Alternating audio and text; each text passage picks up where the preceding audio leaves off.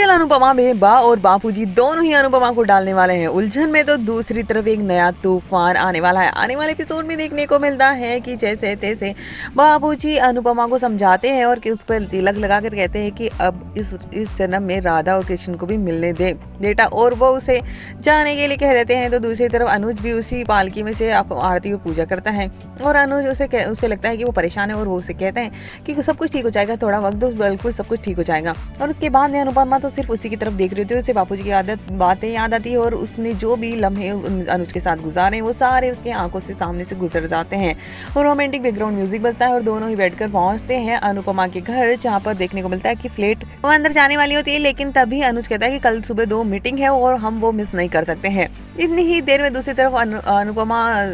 तरफ देखने को मिलता है कि वनराज अपने आप को देखता है बहुत अमीर इंसान बनते हुए और वो उसी जगह पर पहुंचना चाहता है और अपने आप से बातें करते नजर आता है। तो दूसरे तो देखने को मिलता है कि बापूजी से बा माफी मांगते नजर आते, लेकिन बा को माफ नहीं करते हैं बापूजी और चल लेते हैं। तो इतनी देर में पीछे से बा बेहोश हो जाती है और अनुपमा के पास में समर का कॉल आता है और वो भागे हुए वापस लौट कर आती है और वनराज भी उसे पे पता नहीं होता और वो उसे भी लेकर आती है। इसके बाद में वो घर में अंदर पहुंचते हैं और बा बहुत बुरी तरह से बीमार हो चुकी है, उनका बीपी हाई हो जाता है और वो डॉक्टर कहती है कि जानवर को कुछ नहीं हुआ, बीपी हाई हो गया, लेकिन फिर भी 24 आवर्स के लिए इनको थोड़ा सा ध्यान रखना पड़ेगा। और दूसरी तरफ यहाँ पर काव्या को रूम से बाहर जाने के लिए कहती है और कहती है मैं अपने परिवार से बात करना चाहती हूँ। मैं कहती है आउटसाइडर तो ये ना, इसको भेजो अनुपमा को, लेकिन फिर वनराज उसे कहता है कि तुम प्लीज बहस मत करो और जाओ, और काव्या को बाहर भेज देती है और अनुपमा से पूरे परिवार से माफी मांगती है और अनुपमा से एक रिक्वेस्ट भी करती है कि अगर तू मुझे सारी बातें कहेगी ना मैं तेरी सारी बातें मानूं, लेकिन तू मेरी एक आखिरी बार बात मान ले। अब यहाँ पर बा यही मांगेगी कि वो वापस घर लौट कर आ जाए। तो और दूसरी तरफ देखने को मिलने वाला है कि वो अनुपमा